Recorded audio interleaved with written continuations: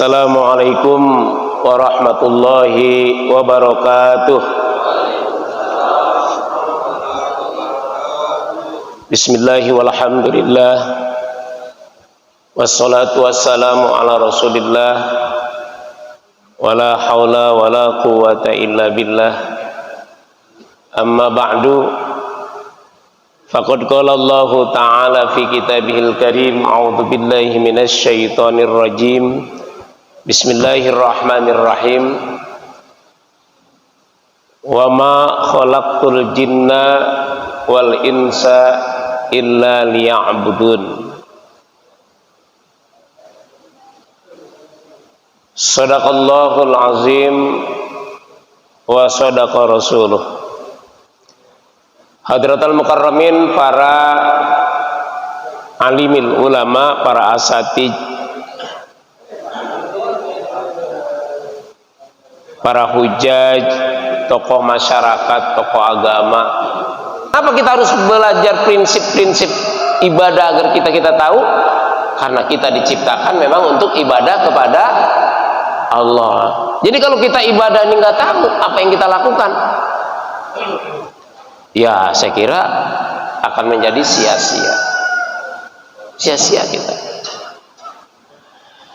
Jadi ibadah kepada Allah, prinsip yang pertama, kalau kita ibadah ini dalam pengertian luas ya Pak. Ibadah itu luas pengertiannya, bukan hanya sholat doang, puasa, haji, tapi ibadah seluruh kegiatan yang kita lakukan, aktivitas yang kita lakukan, semuanya adalah termasuk ibadah selagi yang kita lakukan itu adalah tidak bertentangan dengan apa yang dilarang oleh Allah Subhanahu wa ta'ala. Ibu-ibu melayani suami, ibadah. Bapak-bapak cari duit buat keluarga, ibadah. Buat anak sekolah, anak-anaknya pada belajar, ibadah. Bapak menolong orang di jalan, ibadah. Bapak membersihkan masjid, membersihkan rumah, juga ibadah. Bapak tersenyum di depan orang, juga ibadah.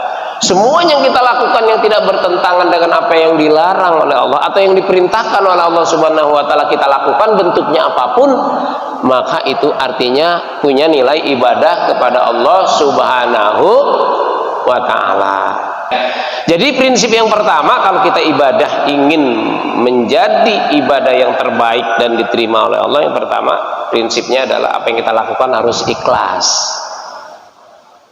Bapak Ibu nih dengerin ceramah ikhlas, datang ke sini harus ikhlas. Ikhlas itu adanya di hati. Arti ikhlas itu murni, bukan karena siapa-siapa. Jadi sholat subuh Bapak datang ke sini bukan takut bini.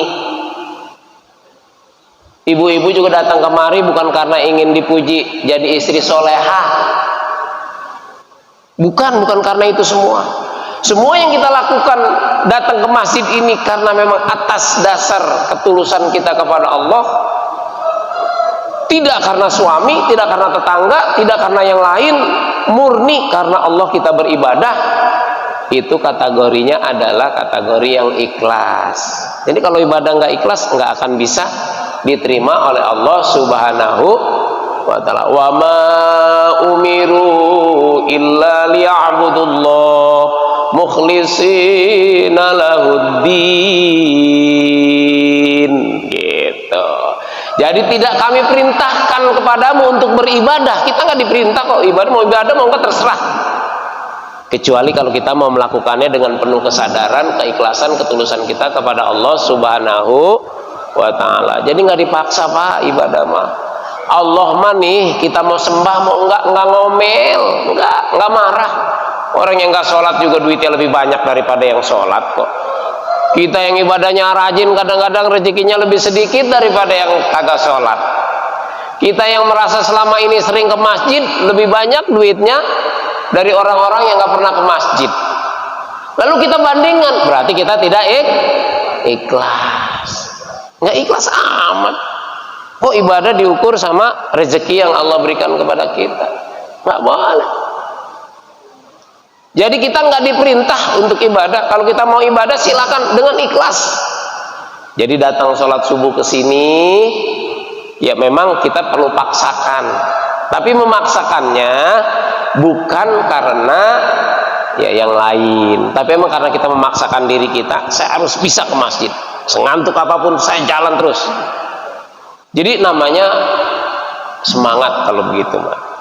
Jadi ikhlas itu paling penting, ya. Kita dalam sholat kita baca yang namanya doa iftitah, itu termasuk di dalam Al-Quran juga ada.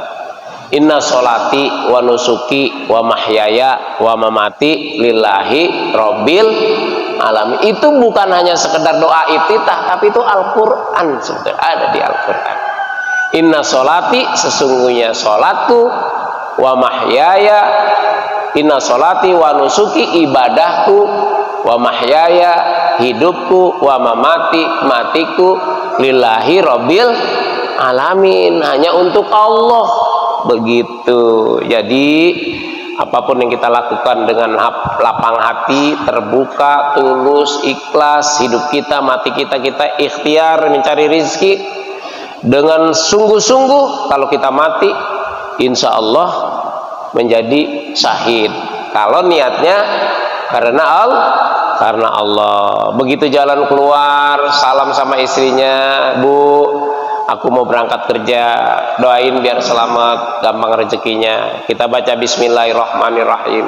Bismillahirrahmanirrahim. La haula wala quwata illa billahil aliyil azim. Kita niat, kita pasrahkan diri kita kepada Allah, bahwa kita perjalanan hidup kita tawakal kepada Allah. Sudah kita jalanin pekerjaan kita. Di jalan, di tempat pekerjaan, kita itu selamat atau tidak, dapat rezeki banyak atau tidak, semuanya sudah menjadi hak prerogatif Allah Subhanahu wa ta'ala. Wajib ikhtiar, tapi rezekinya mah nggak wajib dapat, nggak wajib. Nuntut ilmu wajib, dengerin wajib. Dapatnya wajib nggak dapat juga nggak apa-apa kalau dengerin mah. Datang ke masjidnya untuk kita menuntut ilmu wajib, tapi nggak dapat apa-apa nggak wajib. Karena itu kalau kita sekolah kagak pinter, ya nggak apa-apa juga. Karena kemampuan orang pasti berbeda-beda. Jadi jangan Bapak sekali-kali nyuruh anak sekolah biar pinter. Bukan begitu.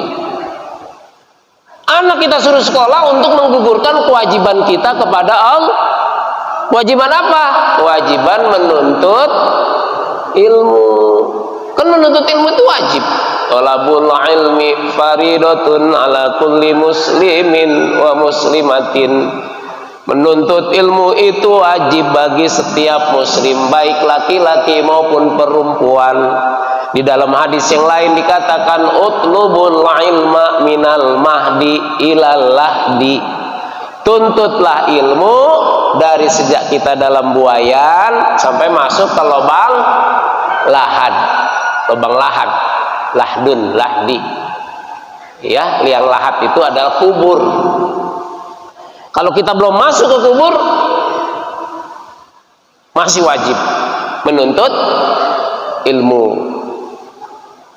Jadi sampai kita masuk ke liang lahat, mati berhenti menuntut ilmu. Menuntut ilmu itu wajib, dapatnya tidak wajib. Beribadah kepada Allah itu wajib, tapi pahalanya yang Allah berikan itu Allah nggak wajib ngasih kita pahala, enggak, itu mah hak dia. Dia mau kasih banyak, dia mau kasih sedikit, dia mau terima, dia mau enggak. Emang siapa yang tahu ibadah kita? Yakin banget kita ibadah kita diterima? Belum tentu. Tetapi kita tetap harus memiliki keyakinan agar berharap kepada Allah agar ibadah kita diterima oleh Allah Subhanahu wa ta'ala. Kan sia-sia kita ibadah kita kalau kita tidak mendapatkan apa-apa, ganjaran apa-apa dari Allah Subhanahu wa ta'ala. Karena memang orang masuk surga bukan karena orang yang pahalanya banyak, bukan. Dengan apa manusia masuk surga? Dengan apa kita masuk surga? Bukan karena kebaikan kita. Di dalam satu riwayat dikatakan, kalian masuk surga kata Allah bukan karena kebaikan, tapi masuk surganya karena rahmat Allah Subhanahu, kasih sayang Allah kita masuk surga itu. Karena itu dalam hidup kita ada prinsip husnul khotimah, su'ul khotimah. Orang yang baik banget dari masih kecil, ibadahnya hebat, amalnya banyak, segala macam, tiba-tiba akhirnya jelek. Ya kan, bukan karena pahala, karena rahmat Allah. Di akhir hidup kita baik atau buruk bukan karena amal kita, tapi karena rahmat Allah Subhanahu wa ta'ala. Kenapa kita kalau sholat berdoa, Allahumma inna nas'aluka husnal khotimah, ya Allah kami mohon kepadamu supaya aku nanti mengakhiri hidup di dunia ini dalam keadaan husnul khotimah. Husnul artinya baik, khotimah artinya ujungnya, gitu. Hatam, karena gitu kita sering ngaji, yuk kita hataman Quran. Kalau nama hatam Quran itu selesai, benar begitu. Khatam itu bahasa Arab. Bahasa Arab arti khotam bisa juga berarti cincin. Khotam, khotamu hadidin, cincin besi, bisa berarti cincin. Tapi khatam di sini artinya akhir. Husnul khotimah artinya bagus akhirnya, bagus ujungnya. Beramal apapun kita hari ini kalau ujungnya jelek, maka kita dicap sebagai orang yang jelek di hadapan Allah Subhanahu wa ta'ala. Karena kita masuk surga bukan karena kebaikan kita, tapi karena rahmat Allah Subhanahu wa ta'ala. Karena itu kita beribadah kepada Allah harus kita lakukan bukan karena mengharapkan pahala, bukan karena mengharapkan surga, bukan. Jadi kalau kita beribadah pengen dapat pahala mah kayak orang dagang. Kalau orang dagang kan pengen untung, iya kan? Walaupun kadang-kadang rugi. Ya kita beribadah aja kepada Allah. Tawakal kita kan tadi kepada Allah, serahin kepada Allah. Mau dikasih pahalanya kayak apa, mau diterima. Cuman kita tetap berharap dan berdoa, mudah-mudahan seluruh ibadah kita, kehidupan kita diterima oleh Allah sebagai ibadah yang akan menolong kita di yaumil qiyamah nanti. Jadi yang pertama, prinsip ibadah harus ikhlas kita lakukan. Buang jauh-jauh dari rasa ria. Itu ria itu adalah mungkin pengen dilihat orang, pengen dipuji sama suami. Kalau istri pengen dipuji sama suami, kalau suami pengen dipuji sama istri, pengen dianggap orang soleh. Soleh banget itu orang. Jangan sampai dianggap pengen begitu, berarti ibadah kita belum ikhlas. Ya, jadi yang pertama ibadah kita harus ikhlas kalau ibadah kita ingin memperoleh ganjaran yang besar di sisi Allah Subhanahu wa ta'ala. Yang kedua, ibadah kita harus kita lakukan dengan penuh semangat, sungguh-sungguh, nggak boleh lelewan, nggak boleh main-main. Ya, ibadah semaunya gitu.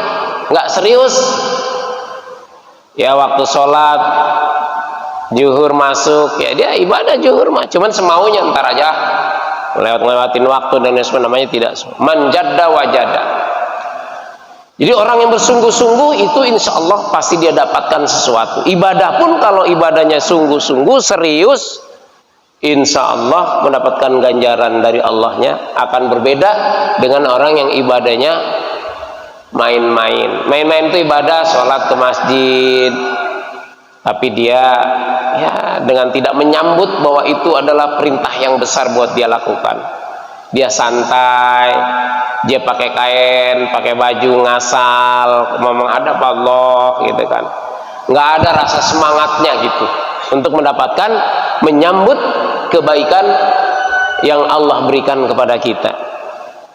Wajahidu fi sabilillahi bi amwalihim wa anfusihim a'zamu darajatan indallah faulaika humul faizun.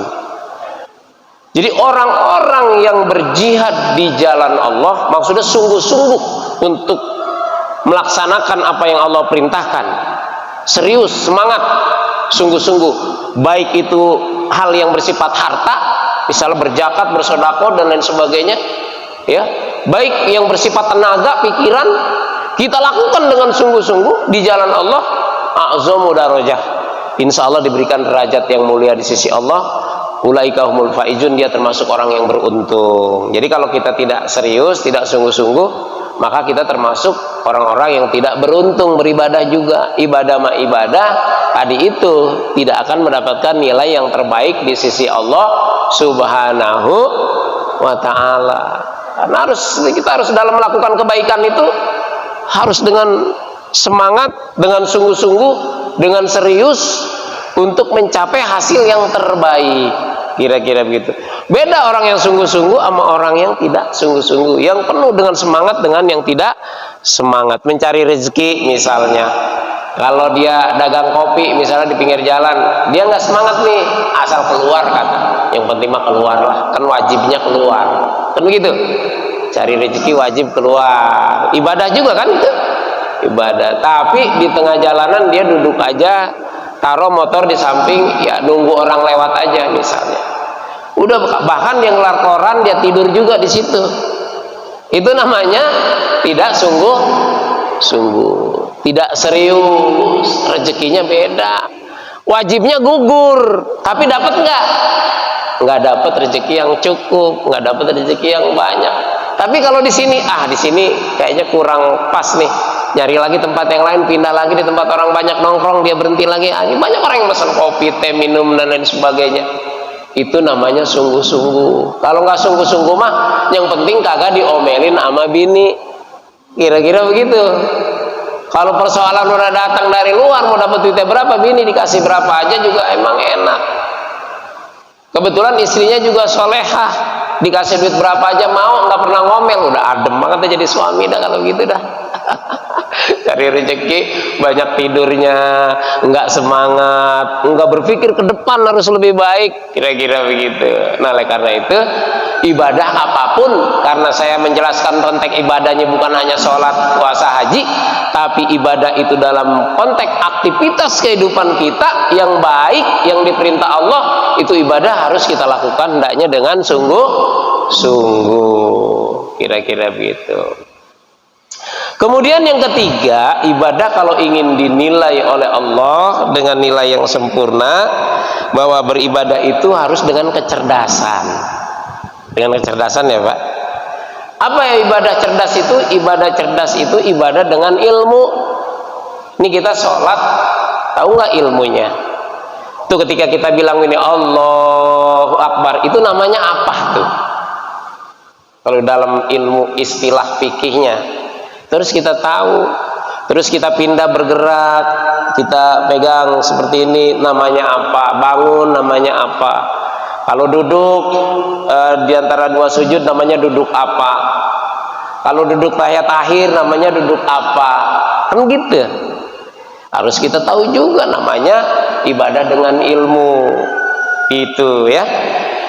Jadi ibadah yang kita lakukan tanpa dengan ilmu, ya mungkin, ya mudah-mudahan tidak ditolak. Tapi kaidah mengatakan man amila amalan bi ghairi ilmin mardudatun la tuqbalu. Siapa orang yang beramal, melakukan pekerjaan apapun tanpa dengan ilmu, mardudatun la tuqbalu, maka ditolak, tidak akan diterima.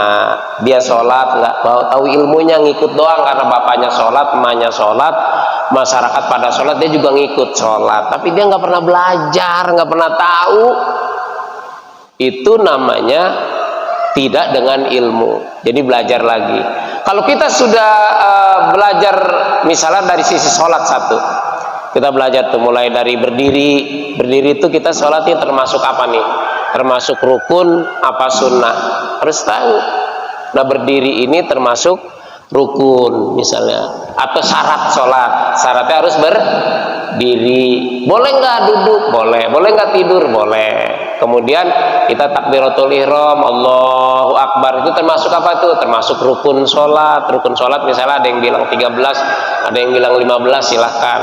Nah, kita takbir ini namanya takbiratul ihram. Nah, kalau kita takbir lagi begini namanya apa? Takbiratul ihram apa takbir apa? Kan gitu. Jadi kalau kita pertama kali takbir Allahu Akbar namanya takbiratul ihram. Takbir lagi mau ruku namanya takbir intiqal.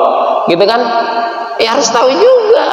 Harus belajar. Makanya belajar agama dengan guru-guru kita itu harus dengan sumber, makanya buku fikihnya apa takrib, apa fatul qorib, apa fatul mu'in, silahkan belajar supaya kita melaksanakan apapun amalan yang kita lakukan kita tahu. Kira-kira begitu ya.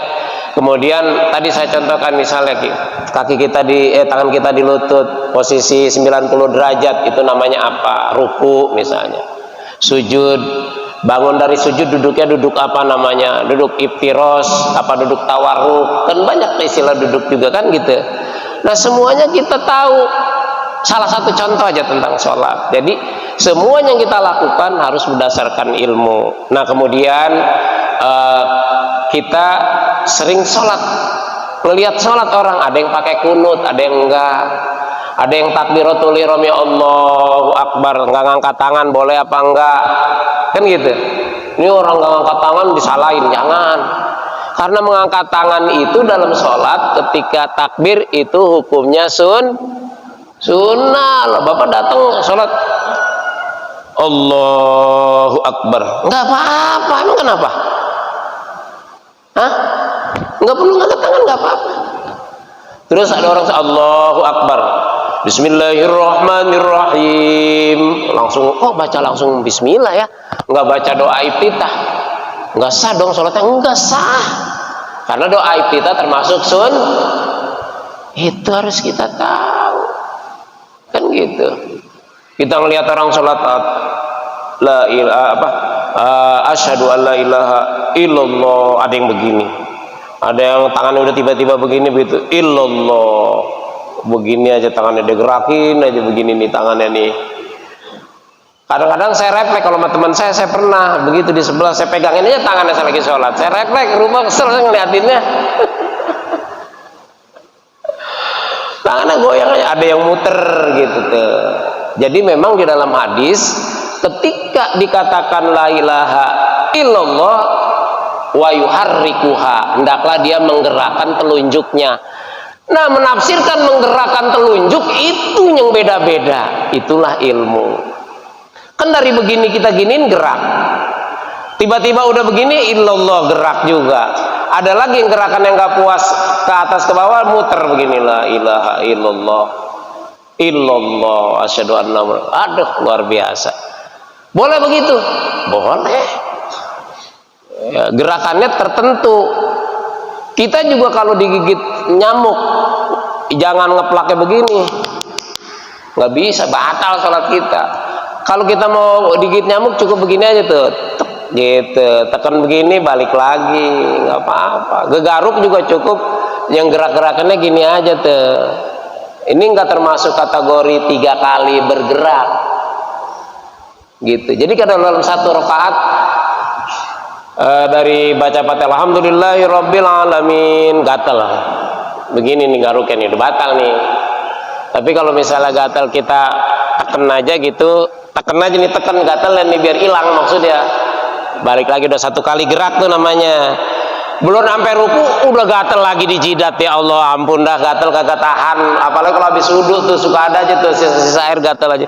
Kita kemari lagi udah 2 kali, belum sampai selesai udah ada lagi yang gatal. Kita bikin 3 kali berturut-turut bergerak, itu sudah termasuk batal sholatnya. 3 kali bergerak berturut-turut dalam 1 rakaat, dalam satu satu fase gerakan. Jadi kan kita gerakan kita ini 1 gerakan nih, ruku ini juga 1 gerakan, i'tidal. Nah, bangun dari sujud bangun dari ruku namanya i'tidal. Terus tahu juga, makanya kita berarti perlu banyak belajar. Nabi ibadah cerdas namanya itu. Jadi kalau ibadah kita kagak tahu, kita ngeliatin doang, ngikutin doang, ibadah yang tidak cerdas, yang tidak dengan ilmu. Takutnya ibadah yang kita lakukan mudah-mudahan dapat si ganjaran pahala dari Allah, karena Allah yang tahu hati kita, ibadah kita. Tetapi secara teori ilmu, pekerjaan yang tidak dilandasi dengan ilmu pasti ditolak. Contoh, bapak bikin kue nggak pakai ilmu, bikin kue pepek misalnya, bahannya terigu apa segala macam. Tahu-tahu ada yang di luar spek bikin kue itu, karena nggak dengan ilmu, dia ngeliatin doang. Rasanya beda, bentuknya juga dimakannya nggak enak misalnya. Kira-kira diterima apa enggak tuh dagangan yang begitu? Enggak, ditolak. Bapak dagang ditolak. Man amila amalan, siapa orang yang melakukan pekerjaan apapun baik itu yang kaitannya dengan ibadah mahdoh maupun ibadah sosial, muamalah, semua yang kita lakukan bisa menjadi nilai ibadah kepada Allah selagi pekerjaan itu adalah pekerjaan yang tidak dilarang oleh Allah Subhanahu wa taala. Tapi kalau tidak dengan ilmu pasti ditolak. Cuman kalau ibadah kita kayak begini kan ditolak apa enggak kita kagak tahu. Coba bapak dagang sedih pesen kue misalnya, speknya harus ini tiba-tiba beda. Wah, ini ilmunya belum sampai, dia rasanya beda, besok udah nggak lagi diterima. Gitu ya. Jadi beribadah pertama tadi itu beribadah kita harus ikhlas. Yang kedua harus sungguh serius, semangat. Yang ketiga, ibadah itu harus dengan ilmu. Nah, ini yang keempat nih, beribadah itu harus tuntas, bekerja itu harus selesai. Iya kan? Nggak boleh sepotong-potong, nggak boleh separoh-separoh, gitu. Nah, kalau separoh-separoh enak juga enggak. Nih, ibu-ibu nih sama bapak-bapak, coba kasih separoh aja, nggak bakalan mau. Pengennya semua. Iya, Pak. Kagak enak separoh doang, coba saya. Nggak enak separoh mah, pengennya semua. Kira-kira gitu. Nah, dalam ibadah itu juga harus sempurna. Artinya, ibadah misalnya kita belajar nih, itu nih ibadah belajar fikih, belajar tentang sholat. Jangan cuma belajar sholat udah berhenti, tuntasin tuh belajar agama, minimal kita sampai beberapa masalah dalam agama kita paham. Kalau kita belajar sholat bukan hanya gerakannya kita tahu, langsung kepada bacaan. Di dalam bacaan itu juga harus kita tahu, bacaan itu ilmunya perlu banyak. Bismillahirrahmanirrahim. Alhamdulillahi rabbil alamin. Itu kalau bacaan itu benar begitu, itu kan ada ilmunya tuh, ilmu tahsin, ilmu tajwid, iya kan? Makhorijul huruf dan lain sebagainya, termasuk kategori ilmu tajwid. Bagaimana belajar ya? Belajar satu-satu. Saya sendiri masih belum banyak paham tentang makhorijul huruf karena memang susah belajar makhorijul huruf itu. Ya, jadi tempat-tempat di mulut kita itu keluarnya dari mana itu nggak bisa sembarangan, kan begitu. Ghairil mag aja juga kadang-kadang ada yang mage, ada yang macam-macam kalau kita dengar itu. Kan kita perlu ilmu. Dod, du, menyebutnya di ujung apa di tengah apa di mana gitu. Ayo kita belajar lagi kalau ingin sempurna. Belajarnya tidak separoh-separoh, artinya semua terus menjadi utuh, tuntas untuk ibadah kita menjadi sempurna di hadapan Allah Subhanahu wa taala. Apalagi kalau sudah belajar qiraat. Misalnya Bismillahirrahmanirrahim, ada yang Bismillahirrahmanirrahim bacanya. Bismillahirrahmanirrahim, alhamdulillahirabbil alamin. Repot lagi kalau kita belajar ke situ. Kenapa dibacanya jadi nu? Itu baca qiraat itu, iya kan? Jadi banyak ilmunya sebetulnya yang begini-begini. Biarin orang-orang mau belajar bikin mesin, bikin kapal, masing-masing aja. Kita mah agama mah nggak boleh kita tinggalin. Jadi orang yang belajar bikin kapal juga ini mah tetap dia harus kudu bisa baca Fatihah, kudu bener. Karena ini ibadah kepada Allah. Kagak sah sholat dia kalau dia baca Fatihahnya nggak bener. Kenapa nggak sah? Karena Fatihah bagian dari rukun sholat. Jadi kalau orang baca sholat yang nggak bener jadi imam, besok tegor. Ente baca sholatnya, baca Fatihahnya ini kurang pas nih, ini kayaknya salah nih, ini, gitu kira-kira. Nah, khutbah Jumat itu kalau khutbah Jumat kalau kita perhatikan, ini dia khutbah nih, rukunnya jelas kan nih. Perhatikan, rukun khutbah pertama dia mengucapkan hamdalah, alhamdulillah. Yang kedua baca syahadat asyhadu alla. Yang ketiga baca salawat Allahumma sholli ala sayyidina Muhammadin. Yang keempat wasiat, usikum wa nafsi bitaqwallah. Yang kelima ada salah satu bacaan Al-Qur'an. Ya, yang selanjutnya ada salah satu doa buat orang muslim. Kalau nggak ada tuh salah satunya ente dengerin, wah ini kagak sah nih khutbah nih, sholat Jumat kesah. Kita sholat Johor lagi dah, gitu.